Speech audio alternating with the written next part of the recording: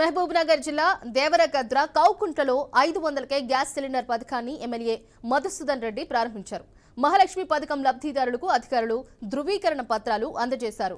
మహిళల సాధికారతే ధ్యేయంగా తమ ప్రభుత్వం పనిచేస్తుందని, అందులో భాగంగా మహిళా శక్తి క్యాంటీన్లను తీసుకువచ్చామన్నారు.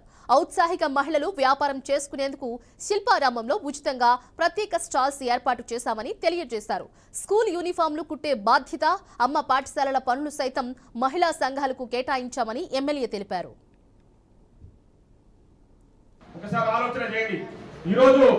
ప్రతి నెల 5,000 కోట్ల రూపాయల మిత్తి కట్టాల్సి వస్తుంది. మనం అధికారంలోకి వచ్చినాక ప్రతి నెల వాళ్ళు చేసిన అప్పులకు 5,000 కోట్ల మిత్తులు కట్టుకుంటూ ఇచ్చిన హామీలు నెరవేరుస్తా ఉన్నాం. ఈరోజు ఒక్కొక్కటిగా అన్ని కూడా నెరవేర్చాలని లక్ష్యంతో ముందుకు పోతా ఉన్నాం.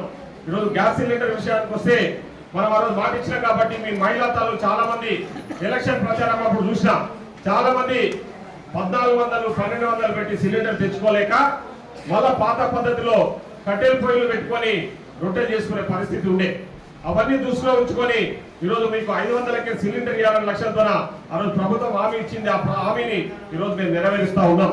మీకు అందరు కూడా ఈరోజు నాకు తెలిసి ఈ మండలంలో 2,500 మందికి అంటే 2,500 కుటుంబాలకు ఓన్లీ కౌకుంట మండలంలోనే లబ్ధిదారులకు ఈ లబ్ధి చేకూరుతుందని చెప్పేసి సందర్భంగా తెలియజేస్తాను. ఇక్కడికి వచ్చిన మీ అందరూ కూడా అదే సమాచారం ఉన్నది. మీరందరూ కూడా ఇప్పటి నుంచి 500 రూపాయలకే సిలిండర్ ఇస్తామని చెప్పేసి కూడా ఈ సందర్భంగా తెలియజేస్తాం. వారందరికీ కూడా ఈరోజు ఆ లబ్ధిదారుల పత్రాలన్నీ కూడా అందజేయాలని ఈరోజు ఈ కార్యక్రమాన్ని నిర్వహించడం జరుగుతూ ఉంది.